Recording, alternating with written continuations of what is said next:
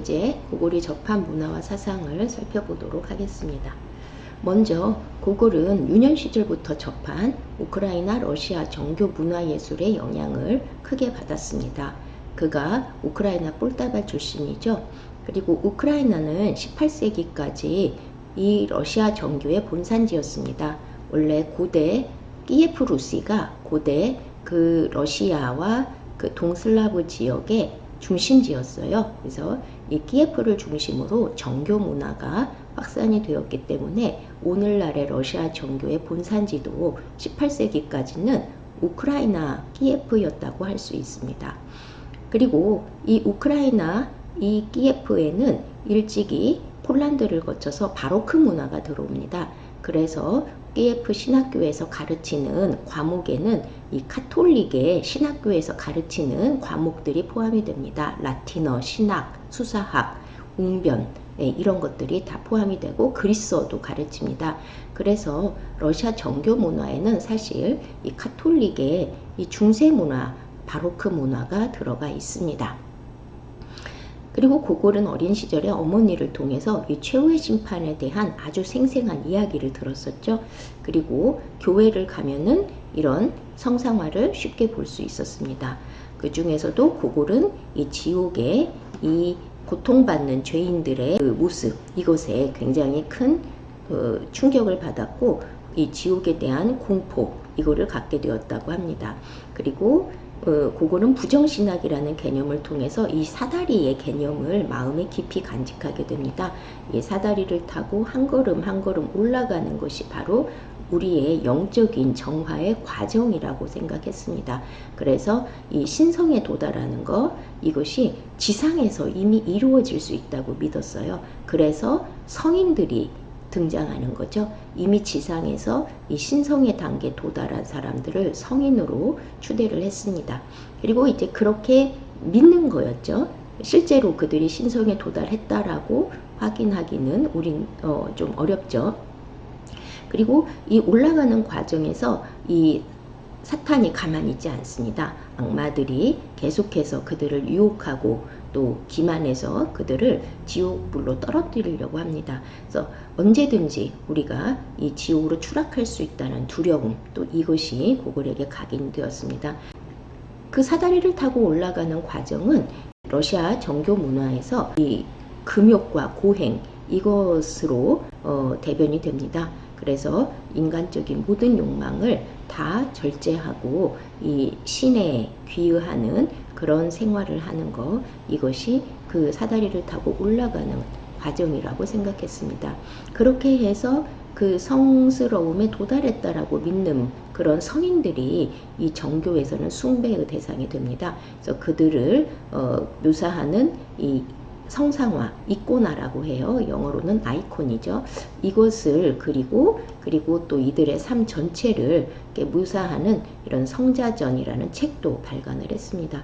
그 성상화는 신성이 깃들어 있는 그런 성스러운 물건으로 인식이 되었습니다. 그래서 이 정교 문화에는 성상화를 숭배하는 그런 요소가 있습니다. 그 다음에 고골은 우크라이나의 민속 문화도 일찍이 접하면서 그 해학성을 많이 체득을 합니다. 고골에게는 이 우크라이나의 이런 이 루복, 이런 것들이 굉장히 깊이 다가왔고, 그래서 유머, 패러디, 풍자 이런 기법들을 일찍이 익힐 수가 있었고요. 그 다음에 이건 고골이 그렇게 많은 영향을 받았다고 보긴 어렵지만 어쨌든 그가 이 우크라이나에서 이 민속 문화를 통해서 이교적인 그런 문화 축제들 이런 것도 많이 접하게 됩니다. 이것은 이제 대표적인 그런 축제인데요. 이방 꾸팔라 전야 또는 성 요한의 날 전야입니다. 근데 이거는 정교와 이교가 결합된 이중신앙의 한 형태입니다. 즉 그 세례 요한하고 원래 슬라브 다신교에 있는 그런 어떤 신하고 이게 결합이 되어서 이 성 요한의 날 전날에 이 사람들이 이교 풍습을 즐겼습니다. 이것은 정교하고는 그렇게 깊은 연관성이 없는 문화입니다. 이 이방 꾸팔라 전야가 고골의 그 초기 창작설화 중에 하나의 모티프가 되지요. 그 작품의 제목도 이방 꾸팔라 전야입니다. 그리고 그의 우크라이나 이야기들에는 이 우크라이나 민속이 많이 묘사가 되어 있어요. 그래서 이 민속적인 그 공예품은 사실 고골의 작품을 묘사한 거라고 볼 수 있을 정도로 고골은 오늘날의 이 우크라이나의 민속문화 형성에 또 깊은 영향을 미칩니다. 그는 영향을 받기도 하지만 그가 이런 문화를 창조해서 전달을 하는 것이죠. 그래서 이거는 타라스 불리바의 그 한 장면을 묘사하는 것으로 보입니다. 그리고 그가 작품에서 많이 묘사하는 까자크들의 그 복장입니다.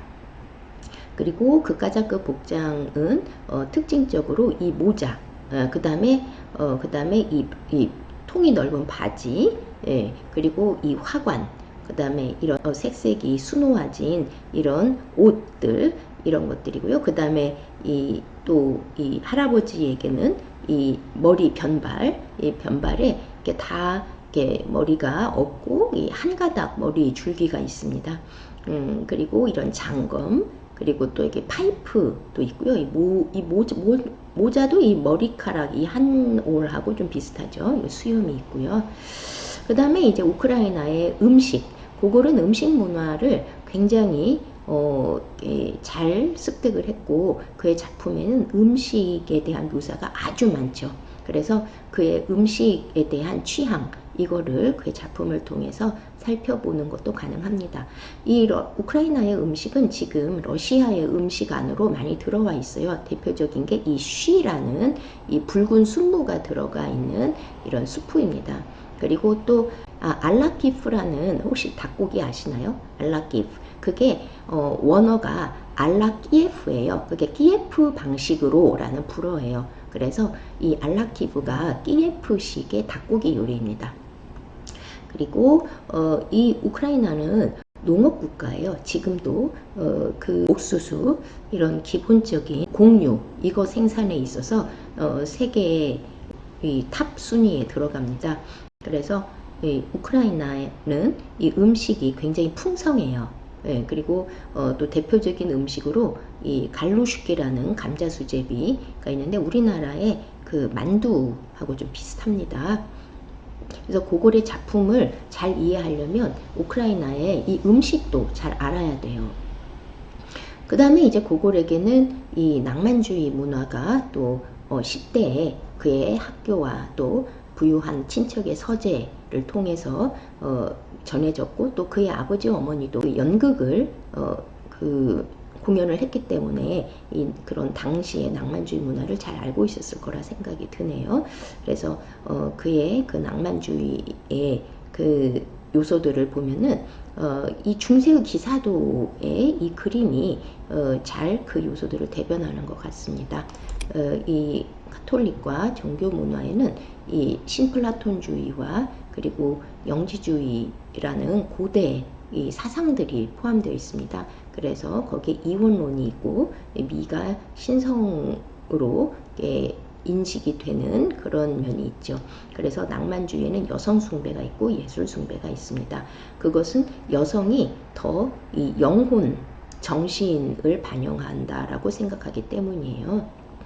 그리고 그 반면에 이 괴기스러움, 기이함, 그것에 대한 공포 이런 요소들이 또 낭만주의에서 강하게 나타나죠. 이것은 이제 고딕소설과 환상소설로 나타나는데요. 이 앞에서 본 이런 신성한 그런 그 요소와 이 삶의 어두운 면, 괴기스러운 면 이런 면들이 결합되어 있는 게 낭만주의 특징이에요. 즉 서로 대립되는 게 하나의 이 어떤 군으로 결합되어 있는 그런 이중성, 양가성 이게 낭만주의 특징이죠. 그래서 예를 들어 슬픔과 기쁨이 함께 결합이 되고 그 다음에 희극과 비극도 결합이 되고 뭔가 그 성스러움에 대한 갈망과 또 관능적인 쾌락 이것이 또 이게 결합이 되고요. 또 관능성이라는 게 사랑의 요소도 있지만 악마성도 있습니다. 그래서 그 인간의 성적인 욕망 안에 이 선과 악이 같이 결합되어 있는 그런 양태도 나타납니다. 그리고 고골은 페테르부르크 문화에서 이 낭만주의를 또 새롭게 접하게 되는데요. 이것이 이제 그 폼페이 최후의 날이라는 낭만주의 회화의 걸작입니다.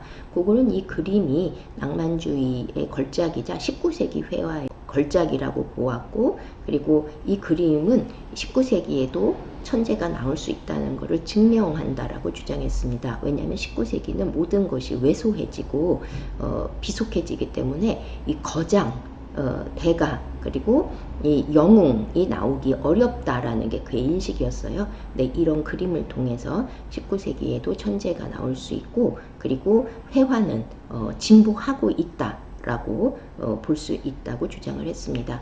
이 회화를 보면은 폼페이 최후의 날에 그 공포, 이 종말에 대한 공포가 강하게 나타나는 반면에 또 전면에는 밝은 빛 속에 이 인물들은 굉장히 아름답게 묘사가 되어 있습니다. 그래서 공포와 그다음에 미, 이것이 결합되어 있는 그런 낭만주의의 양가성이 잘 나타납니다.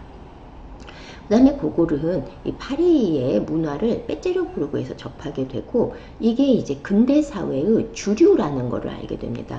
즉 근대 문화의 주류는 이 파리를 중심으로 해서 전 유럽과 러시아로 퍼지고 있는 이 근대 문화, 이것이고, 이것의 특징은요, 여기에 나와 있는 것처럼 완전히 우리의 지금의 현대 문화를 반영하는 면이 있는데요. 여기는 기술이 있습니다. 과학기술. 그래서 고골이 살았던 1830년대, 40년대 이때에 이런 기술 문화가 발전을 해서 그것이 이제 19세기 후반에 더 이 놀라운 결실을 보죠. 그래서 이러한 그 과학의 그 첨단을 보여주는 그런 전시장이 마련이 됩니다. 그래서 이 파리가 그런 이 과학 유토피아의 하나의 또 온상이 되는 면이 있었죠. 그리고 이 파리는 이 새로운 근대 소비 문화의 중심입니다. 그리고 여기에 이제 그 상업 중심지가 형성되는데요. 이게 오늘날 우리에게 너무 익숙한 몰이라는 건데요. 파리에서는 이게 아케이드로 불립니다. 그래서 이 아케이드가 등장한 거, 이게 이제 유럽 문화가 이제 근대 소비 문화로 가고 있다는 것을 대변하는 거예요. 이 어스름한 이 저녁 풍경, 이것이 지금 보면 좀 을씨년스럽지만 하지만 이 당시 이 풍경 자체가 놀라운 그런 변화였어요. 오늘날의 모습이 이제 이렇죠. 그래서 이런 우리에게는 익숙한 이런 그 아케이드는 이 19세기의 파리에서 처음 나타나게 됩니다. 그리고 이 파리의 밤거리, 이 밤거리가 이제 좀 유흥과 환락, 그리고 대중문화가 많이 흥행하는 그런 문화였어요. 물론 오페라도 있고 또 고전, 희극, 비극 공연도 있고, 그래서 그 고전 문화도 여기에서 즐기기도, 이렇게 향유가 되기도 하고, 유행을 따르는 그런 값싼 그런 극장 공연물들, 이런 것들이 또 사람들을 사로잡습니다. 이 거리가 이제 그런 극장이 있는 거리인데요. 이걸 이제 보드빌이라고 하죠. 이게 아주 가벼운 소극이고 또 멜로드라마 요소가 있고 또 눈을 즐겁게 하고 사람들을 충격에 빠뜨리는 어떤 효과들, 기술 효과들, 이런 것들이 이렇게 발전을 했습니다. 그리고 이러한 모든 그 문화들이 사람들의 삶 속으로 들어가서 나타나는 현상이 이제 자신의 몸을 그 유행에 맞게 치장해서 그거를 그러한 그런 어떤 퍼포먼스를 하는 것이 일상화가 되는 것입니다. 그래서 이거는 그들이 일상생활을 퍼포먼스식으로 하는 것을 보여주는 그런 풍자적인 캐리커처인데요. 사람들은 서로의 얼굴과 내면을 보는 게 아니라 그들의 외모, 장식품, 그들의 행동거지, 이런 거를 보면서 이들이 얼마나 유행을 잘 따르고 있는지, 얼마나 세련된 에티켓을 잘 습득했는지, 이런 거를 보는 것입니다. 그래서 이 당시 성공의 기준은 이러한 에티켓 그리고 유행, 이런 거를 잘 따르는 것이었어요. 그래서 이때 나타나는 게 이제 유행입니다. 유행은 끝없이 변화하는데, 그런데 이거는 변화를 안 하면 결국은 죽어버리죠. 그래서 끝없이 새로운 것을 찾는 그런 이 근대인의 소비 심리, 이것이 이러한 이 문화를 통해서 형성이 되고, 결국 이 문화가 결국 이 중상주의, 자본주의, 소비주의라는 이런 경제 문화를 일으키는 거죠. 이러한 파리 문화를 파제르부르크가 그대로 모방을 합니다. 그래서 파제르부르크의 중심가를 가면은 파리의 모습을 재현을 한 거를 볼 수가 있습니다.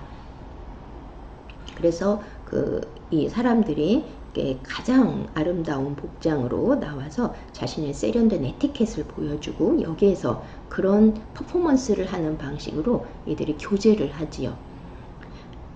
이게 이제 19세기 아마 후반일 것 같아요. 그때 넵스키 거리 사진입니다. 그리고 여기는 교육의 장이기도 해요. 이 어른을 통해서 아이들이 이 사회적인 삶의 방식을 배우는 거죠. 그래서 어른의 그 걸음걸이, 옷차림 이걸 그대로 모방하는 그런 교육이 이루어진다는 것이 이 그림을 통해서 잘 나타나고 있죠.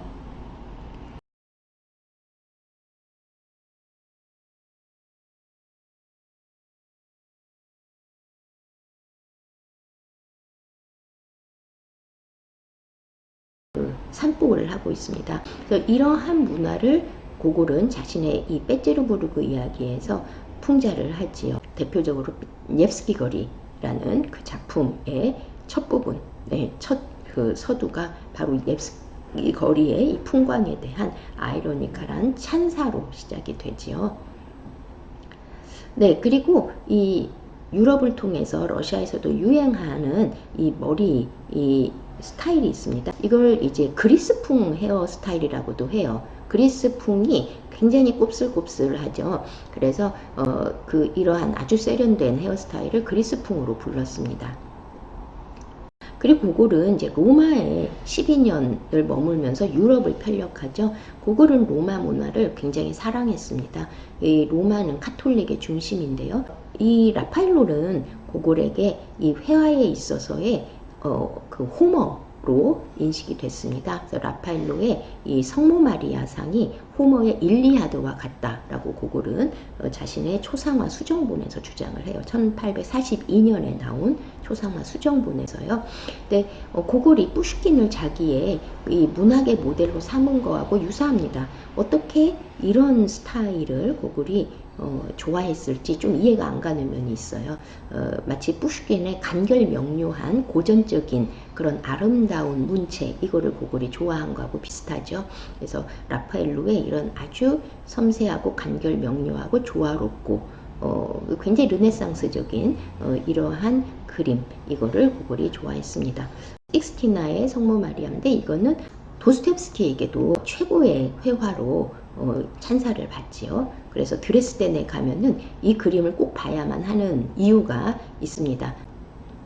그리고 고골은 이 고대부터 중세, 또 르네상스, 바로크, 그리고 18세기, 19세기까지 모든 문화예술이 모두 그 집산되어 있는 이 로마를 이 유럽의 문화예술의 보고, 더 나아가서 인류의 이 예술의 보고로 생각했고, 이걸 영혼의 고향이라고 생각했습니다.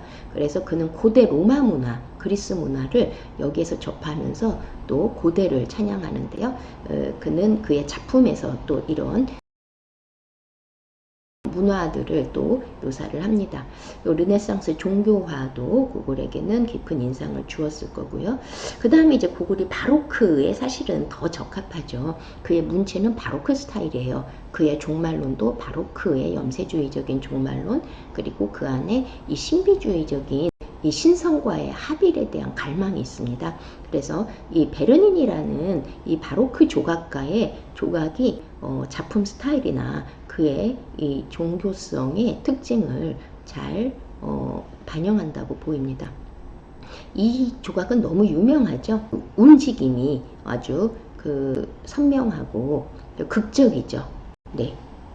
그리고 그 순간의 그 어떤 감정, 충일한 감정을 아주 적나라하게 표현하는 거, 이것이 특징이죠. 그래서 낭만주의에서 그 관능성과 신성이 결합되는 양태, 그리고 거기에 악마성까지 결합되는 게 이 바로크, 이 종교적인 바로크의 종교적인 이런 문화예술 그것에서 개성된 거라고 볼 수 있습니다. 근데 바로크에서는 악마성이 결합이 되지 않죠. 근데 낭만주의에서는 여기에 이제 악마성이 결합이 됩니다. 그리고 이 로마는 18세기와 19세기에 이 유럽의 문화예술가들의 꿈의 고향이었죠. 그래서 그걸뿐만 아니라 다른 최고의 예술가들, 작가들, 사상가들까지도 이 로마를 방문하는 것을 자신의 삶의 어떤 버킷리스트로 삼았다고 볼 수 있죠. 유럽의 그 최고의 문화예술을 한 번에 볼 수 있는 그런 곳으로 가는 거, 그리고 또 그곳에서 또 실제로 그런 예술을 창작하는 거, 네, 이것이 당시 그 예술가들의 꿈이었는데 그런 꿈을 만족시켜주는 곳이 이 로마를 중심으로 한 이탈리아였다고 볼 수 있습니다. 그리고 이들에게 이제 그 가장 인기 있었던 회화 장르는 이 피처레스크죠. 피처레스크는 주로 이탈리아의 풍경을 묘사하는 것이 특징이에요. 그리고 그 이탈리아의 풍경을 빛과 어둠의 선명한 대조의 방식으로 목가적으로 그리는 게 특징이죠. 근데 여기에서 또 특이한 거는 어둠이 전면에 있고 빛이 멀리 어스름하게 비치는 이러한 구도가 형성된다는 것입니다. 그리고 이 또 특징은 같은 곳을 계속해서 묘사하는 모방의 그런 양태가 나타난다는 거죠. 이 바로크 시기에 피처레스크가 나타났는데 그 곳이 이제 알바노 호수하고 간돌포성 이곳이 이제 아주 인기 있는 그런 회화의 그 대상이었습니다. 근데 로마의 그 건국 신화에 그 있어서 전설적인 아버지 로물루스와 레무스가 늑대의 젖을 먹고 자랐다는 신화적인 곳입니다. 그래서 로마의 기원을 나타내는 곳이죠.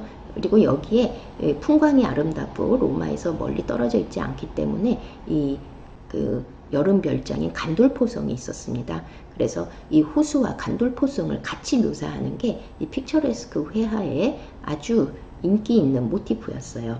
그래서 이 유명한 클로드 로랭이라는 화가가 그러한 그림을 창작했고, 그리고 그것이 그 이후에 다른 여러 예술가들에 의해서 반복이 됩니다. 그래서 이 알바노 호수와 간돌포성이라는 이런 제목의 그림은 계속해서 창작이 됩니다. 이탈리아가 카톨릭의 본산이죠. 그런데 이제 낭만주의와 이 카톨릭은 서로 연관이 그래도 깊은 편이에요. 왜냐하면 낭만주의 안에 이 카톨릭의 신플라톤주의와 그리고 그노시즘의 그 이원론이나 또 여성숭배, 예술숭배 이것이 반영되어 있기 때문이죠.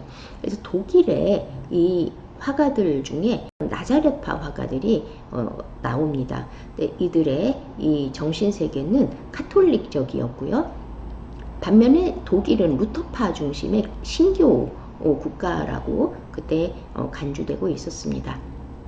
이들은 근대적인 회화의 기법도 도입을 하면서 종교화를 창작을 했는데 기법이 알레고리적이에요. 예를 들어 이 그림을 보면요, 이거는 예술에서 종교의 승리라는 그런 테마를 갖고 있습니다. 이 그림의 모든 요소들이 바로 이 주제를 반영하는 요소들이에요. 그래서 여기에는 다른 해석의 여지가 없습니다. 이것이 알레고리 기법의 특징이죠. 그 다음에 고골은 이 로마의 민중문화에 환호를 합니다. 그거를 대변하는 게 카니발이라고 그는 생각했는데요. 근데 혹자는 이것이 고골의 우크라이나 문화와 유사하기 때문이라고 주장을 합니다. 그러니까 파리와 페테르부르크가 서로 결합이 된다면 고골의 이 삶에서는 이 우크라이나와 이 로마가 결합이 된다고 볼 수 있어요. 즉 근대 문화의 변방에 위치하죠. 그리고 전 근대 문화가 간직이 되어 있죠. 자연이 살아있고 또 따뜻해요. 남방이고요. 그래서 풍족합니다. 그런 곳의 민중 문화가 보다 더 예술적이고 또 건강하다, 또 보다 유머러스하다. 그리고 이제 그걸 증명하는 하나의 양태로서 이 민중도 예술적인 취향을 갖고 있다 라는 것입니다. 그것을 대변하는 게 카니발이라고 그는 생각했어요. 그래서 카니발에서 이 이탈리아인의 민족성을 엿볼 수 있다라고 했습니다. 그래서 이 카니발의 이 핵심 행사가 이 코르소 거리에서 경주를 하는 건데요. 여기에 이제 많은 사람들이 이제 돈을 내고 좋은 그 자리를 차지해서 그거를 위해서 이렇게 관람을 합니다. 그래서 이제 서로가 어떻게 보면은 관객이 되고 또 이 출연진이 되는 거예요. 당시 이 로마에 와 있던 러시아 귀족과 예술가들이 여기에 참여를 한 것이 이렇게 그림으로 묘사가 되어 있어요. 또 다른 그림인데요. 여기에 보면은 고골이 있습니다. 한 더 자세하게 보시겠습니까? 네, 여기에 있는 이 장면을 더 확대한 건데요. 바로 이 사람이 고골로 보여요. 이 코와 머리 스타일이 딱 고골의 그 트레이드 마크예요. 그래서 고골도 이 카니발에 참여를 하면서 같이 즐기고 싶어 했다는 걸 알 수가 있습니다. 그 다음에 이제 이러한 이탈리아의 분위기를 또 종합해서 나오는 또 걸작이 있죠. 바로 알렉산드르 이바노프의 이 종교화입니다. 이거는 정교를 결합시킨 거예요. 그래서 정교의 이탈리아의 이런 그 종교 문화와 또 회화 양식을 결합시킨 그런 근대적인 종교화입니다. 고골과 이바노프는 이 영적으로나 예술적으로나 분신관계에 있었다고 볼 수 있어요. 서로가 서로를 높여주고 서로를 지지해주고 또 자신의 작품 속에 서로를 묘사해 주었죠. 그래서 이 그의 20년의 걸작에 고골이 묘사되어 있습니다. 바로 그리스도에게 가장 가까운 곳에 있는 이 붉은 옷을 입은 사나이, 바로 그가 고골입니다. 이것이 이바노프가 고골의 종교성을 높이 평가하고 있었다는 것을 보여주는 거죠. 그 다음에 이제 고골이 영향을 받은 종교가 있습니다. 고골은 1840년에 러시아 정교 신자가 돼요. 그가 정교 신자가 된 다음에 그는 이제 본격적으로 종교 서적들을 읽습니다. 그 중에 첫 번째는 성서입니다. 고골은 성서를 탐독하고 그것을 해석하면서 자신의 그 작가로서의 사명을 더 명확하게 인지하고 그것을 작품으로 실현하고자 노력하죠. 그게 바로 죽은 혼 1권과 2권 창작의 그 과정입니다. 그런데 그 과정에서 그는 이 카톨릭의 종교서적 그리고 개신교의 문화도 많이 접하게 돼요. 대표적인 게 바로 이 토마스 아 켐피스의 그리스도를 본바다입니다. 개인이 하나님을 향해서 나아가면서 신과 합일되는 그런 경험을 추구하는 면이 있습니다. 그래서 이거는 경건한 생활 이거를 강조하기 때문에 이 개신교의 이 경건주의에도 영향을 미치죠. 그리고 이제 고골은 그런 경건주의에 또 그 영향을 미친 이 독일의 이 루터파 계열의 신비주의 이거에 영향을 또 받습니다. 이것은 18, 19세기 러시아 지식인들에게는 다 영향을 미치는 그런 요소입니다. 특히 알렉산드르 1세 시대에 이 서구의 경건주의를 보급하는 종교 정책이 펼쳐지면서 이 융슈틸링의 이 사상이 지식인들에게 영향을 미칩니다. 이것은 석공회를 통해서도 들어오고요. 또 낭만주의를 통해서도 들어오고요. 근데 이 융슈틸링은 1836년에 그리스도가 재림을 하고 최후의 심판이 있을 거라고 주장했어요. 그의 시각에서 또 적그리스도가 그 전에 나올 건데 그 적그리스도는 로마 카톨릭 교회라고 했습니다. 그 다음에 고골은 헤르더의 영향을 받습니다. 이것은 그의 역사관 형성에 큰 영향을 미치는데요. 헤르더의 보편사적 역사관, 이거는 세계를 정신적으로 파악하는 거예요. 그래서 신의 섭리가 이 구체적인 역사적 사건들에 다 반영되어 있다. 그래서 역사가의 작업은 그 신의 섭리를 파악하는 데 있다라는 거예요. 그리고 신의 섭리는 통일성 속의 다양성으로 발현된다라는 게 그의 주장이었습니다. 헤르더는 한편으로는 계몽주의자로도 인식이 되고요. 다른 한편으로는 이 낭만주의자로 인식이 됩니다. 특히 그의 그 민족 개념은 이 낭만주의적인 민족주의 형성에 큰 영향을 미치죠. 그래서 그가 이 보편성보다는 민족의 특수성을 강조한 것이 이 계몽주의에 대한 저항이라고 볼 수도 있어요. 그래서 사실 우리는 계몽주의와 낭만주의를 엄밀하게 서로 대립되는 사조로 보지만 사실 그 기원도 똑같이 이 서구의 고대부터 흘러오는 그런 철학과 종교에 있고 또 그 이들의 그 관계에도 역시 서로 접점이 많고요. 이렇게 헤르더처럼 한 사람이 계몽주의적인 활동도 하고 낭만주의적인 활동도 하는 그런 양태도 보입니다. 즉 그들에겐 그게 분리되어 있지 않았던 거죠. 그런데 외적으로 사회적으로는 이제 계몽주의에 반대해서 낭만주의가 형성되고 그래서 그 서로 대립되는 걸로 인식이 됩니다. 근데 또 러시아는 특이하게 이제 계몽주의와 낭만주의를 거의 동시에 수용하기 때문에 또 그 둘 간의 접점이 많아요. 이것은 후발 국가에서 그 이식된 문화의 기원이 더 선명하게 드러나는 그런 양태를 보여준다고 할 수 있습니다. 즉 낭만주의와 계몽주의의 공통의 뿌리가 유럽에서는 잊혀졌지만 이 러시아에서는 그게 더 부각이 되는 것이죠. 그래서 고골은 이러한 다양한 문화의 조류를 통해서 자신의 러시아 메시아니즘을 아주 복합적으로 형성하게 되는 것이죠. 그래서 고골의 작품 속에 그가 접한 문화와 사상들이 어떻게 녹아있고 그의 또 삶에도 영향을 미치는지 이것을 살펴보는 것이 그의 수수께끼를 파악하는데 큰 도움이 될 거라고 생각합니다. 네, 오늘 여기까지 하겠습니다. 감사합니다.